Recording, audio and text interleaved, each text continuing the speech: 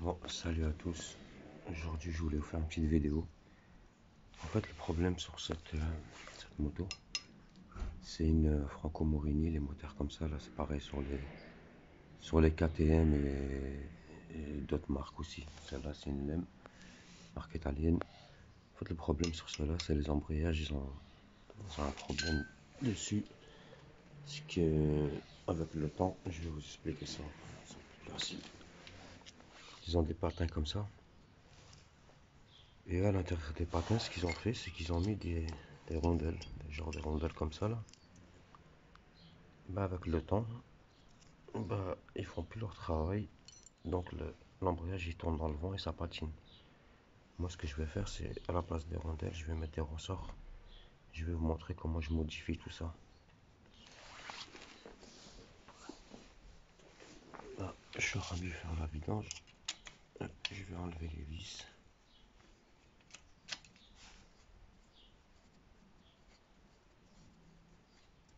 Une par une.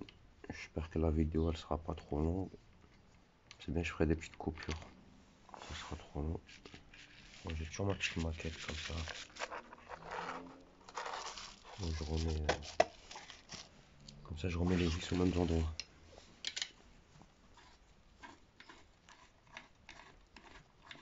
J'avais déjà prédesserré.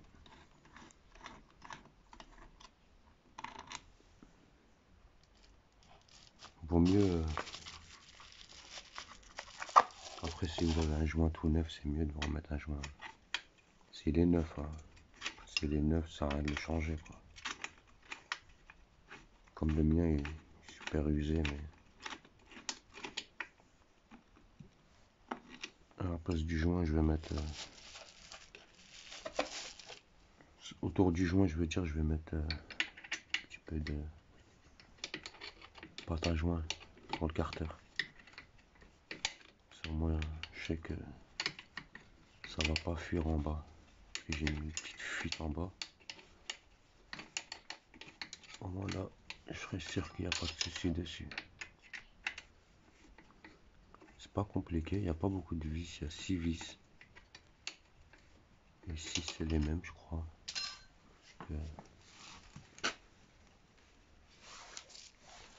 C'est pas compliqué, moi c'est juste parce que j'aime bien les remettre aux mêmes endroits. Les vis ils ont travaillé, c'est de la nuit, tout ça, c'est fragile. C'est pas évident de travailler avec une seule main.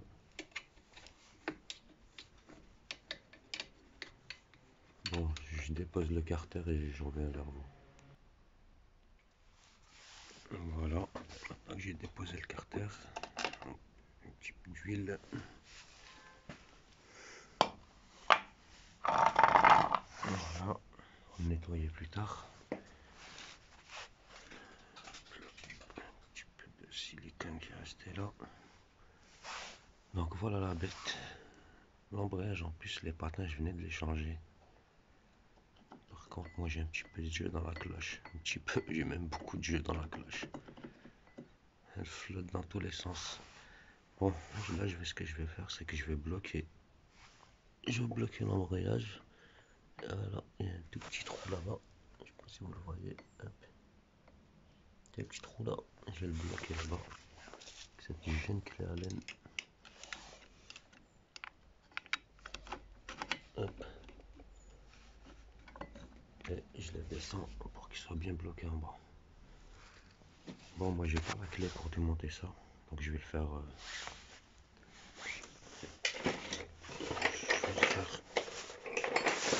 Avec ça.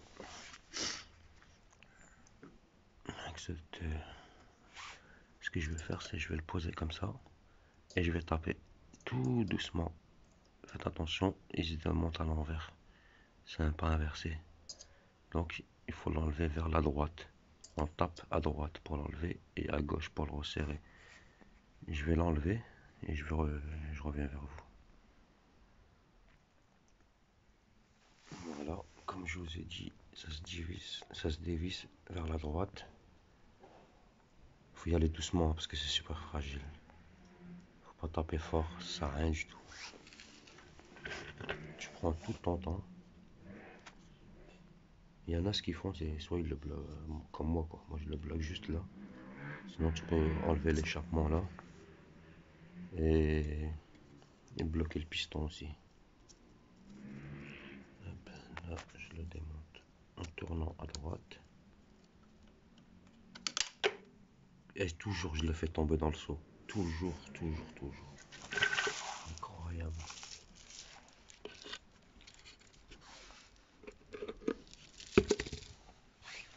Voilà.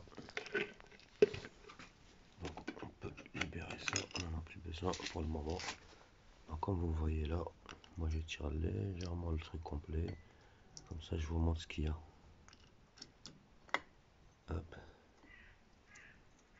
Là il y a cette petite rondelle. Elle est incurvée.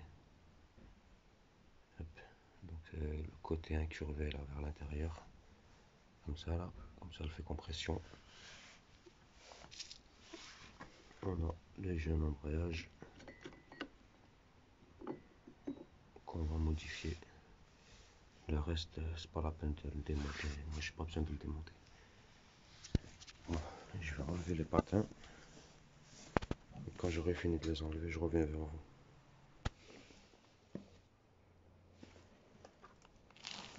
Voilà. Là, je vais démonter l'embrayage. Les patins plutôt.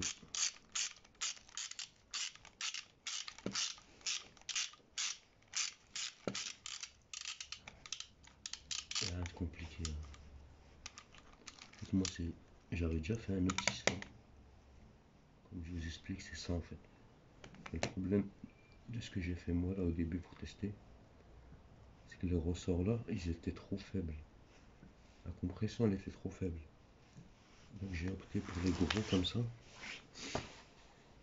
Ce que je vais faire, c'est que je vais mettre peut-être celui-là, les deux en même temps. Comme ça, j'aurai une double compression. Regardez combien de rondelles j'avais mis. Je vais en enlever une. Je vais en mettre qu'une seule au fond. Une rondelle comme ça, là, je vais en mettre une au fond, dans ce sens-là, pour venir accueillir le ressort. Comme si en fait je voulais mettre une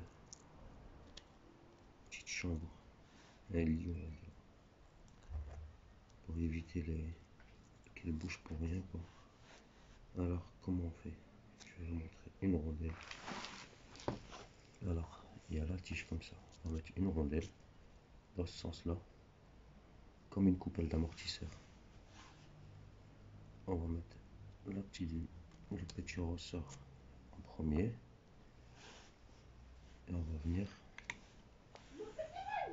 mettre le deuxième ressort, mais il est déjà à l'intérieur.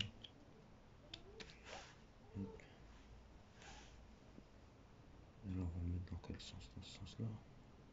Il travaillera comment? Il travaillera mieux comme ça. Donc on a deux bleus ressorts comme ça. Et un autre qu'on va venir mettre comme ça au-dessus. Donc celui-là on va le mettre directement dans le patin. Hop, à l'intérieur au fond.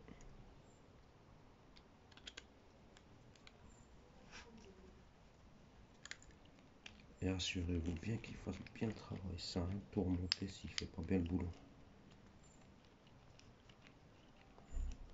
Et moi là, je vais faire quelque chose là. C'est pas mal du tout même. C'est bien dur. Par contre, j'ai l'impression qu'il est traviole. Voilà, là il est temps. Putain, ouais, il est bien dur là. Ça va être chaud de le remettre dedans. Bon, on va redémonter les autres. Je crois que je vais mettre un seul ressort. Je vais tester sur les autres avec un seul ressort. Que le gros. Parce que là j'ai l'impression que je vais galérer à le remettre dessus.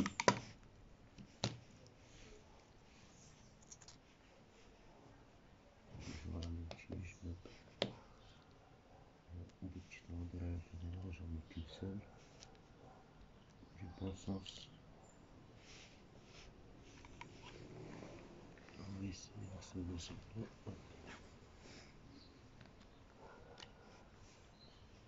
direct le positionner à l'intérieur.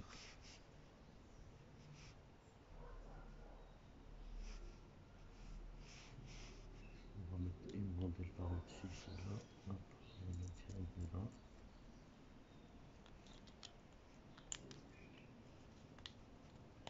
Et on compresse le tout.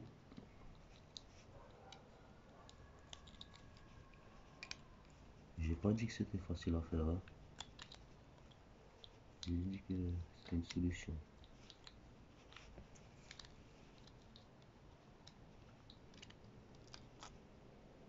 Ah ouais, je vais retordre un peu le ressort de ce côté-là.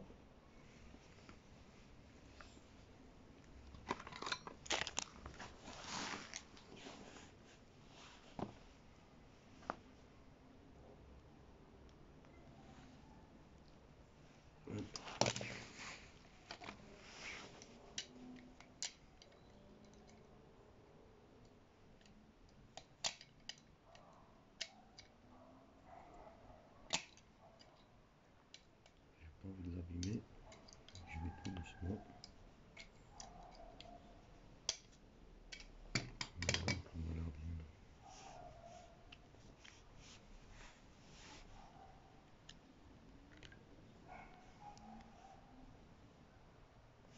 Je sais même plus si j'ai mis de rondelle au fond. Je n'ai pas mis de rondelle au fond.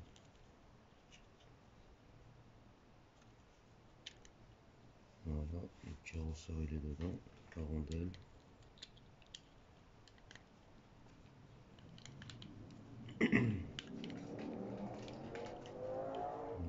Bien dur à compresser.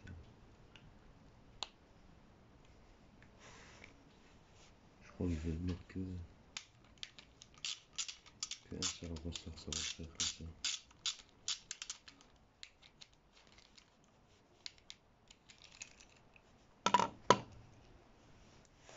Hop.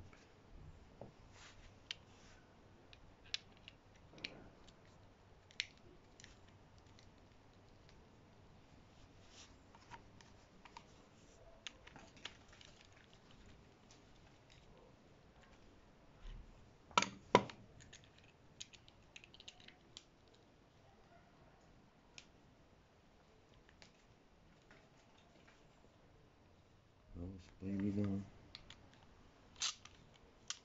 Bon, ça va.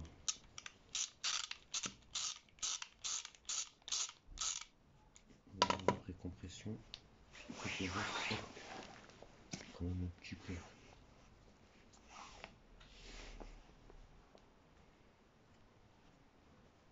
Oh, c'est dur, hein.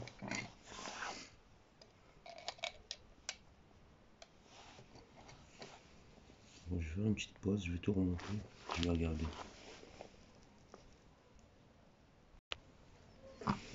Bon, voilà, je reviens. En fait, quand tu remontes, il faut que ça soit assez dur. Par exemple, là, j'arrive pas vraiment à bouger avec mes doigts, tu vois, en tirant aussi fort.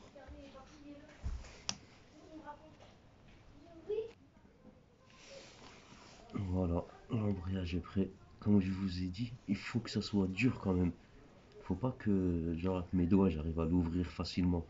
Parce que le problème, s'il est facile à ouvrir, dès que tu vas démarrer, l'embrayage il va s'ouvrir et la moto elle va caler. Il faut qu'il ait une certaine dureté, mais qu'il soit quand même, avec la pince, j'arrive à l'ouvrir. Il y a un décalage. Tu vois le patin qui s'ouvre. Il faut une pince quand même, tu vois. Je peux pas l'ouvrir avec mes doigts. Non, je fais un dernier resserrage, moi. Hop. Ça soit bien dur quand même, bien serré. On commence à l'ouvrir à chaque fois. Allez, on remonte tout ça sur la bête. Moi, ce que j'ai pris, c'est un grand ressort comme ça. Je l'ai acheté chez le roi Merlin. C'est celui-là, la référence. Donc, c'est du 16 mm de diamètre. Le focus, il est éclaté sur mon téléphone. Bon, bref, c'est du 16 mm et tu prends ce que tu veux. Il y a 14 kg de résistance max. Là, ça devrait le faire. Donc, on remonte l'embrayage comme ça.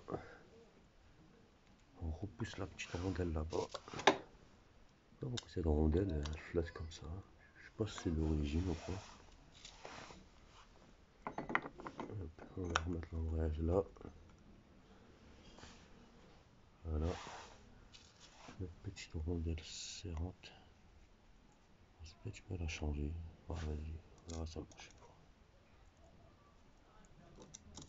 Hop, petite rondelle serrante. Et notre jeune rondelle qui est tombée 15 000 fois dans le seau d'huile.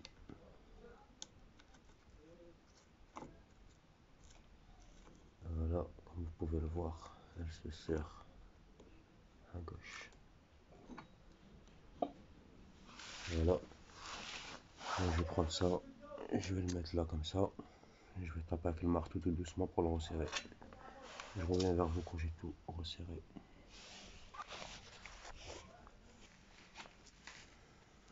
Voilà, là j'ai remonté l'embrayage, le carter. Et je remets les vis tout doucement. Il ne faut pas les serrer à fond. Vu que mon joint de carter était un peu fatigué, je mets ça. J'ai mis ça juste en bas. Juste pour dire que au niveau de l'huile ça fuit pas. Parce que j'ai abîmé juste en bas quoi. Donc je pense à le changer. Là je resserre jamais à fond. Hop, dès que j'arrive un petit peu serré, un petit peu dur, j'arrête. Je remets toujours les vis aux mêmes endroits.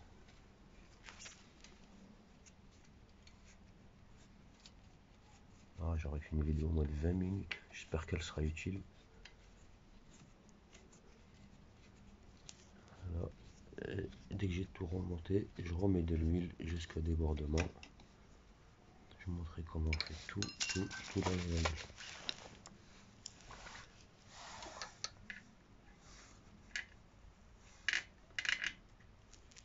Voilà. Et cette petite vis cachée là.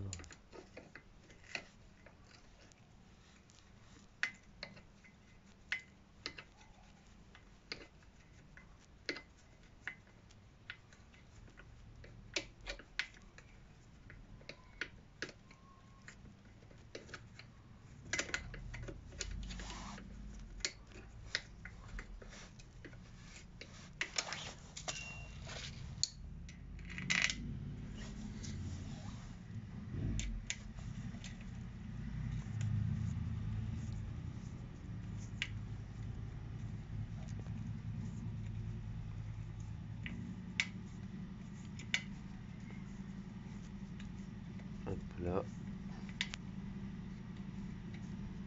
Là. J'ai fini là. Là. Ce que je vais faire. Prendre la petite vis de vidange. Oh, elle est tombée dans le seau aussi. Ah mais il est incroyable ce seau, il y a un aimant dessus, c'est impossible. Ils sont attirés, c'est bizarre comme les vis sont attirées par ce seau. On est bien venu un peu plus là-bas.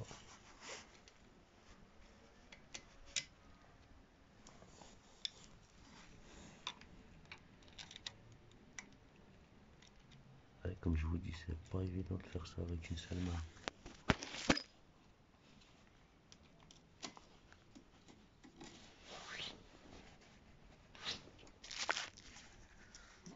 Voilà, une petite vis de vidange.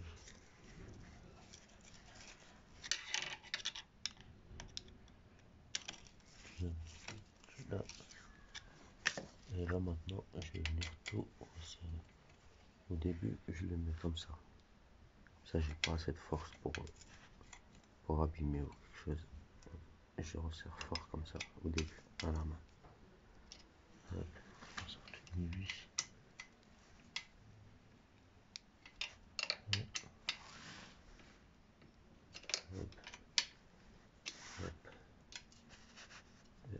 Et là, je vais le mettre dans ce sens-là. Pour finir d'un quart. Un quart. Voilà, je mets ma vis comme ça. Je fais un quart de tour de la vis. Hop, un un quart de tour.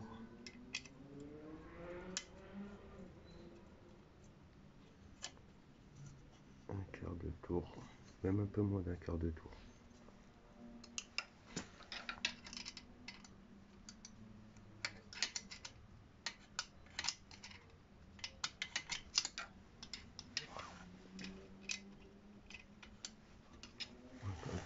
Il ne veut pas passer là.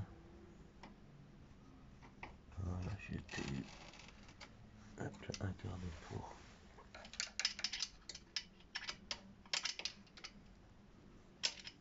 Pareil pour la petite dernière cachée là-bas. Bon, je vais le faire avec le tournevis.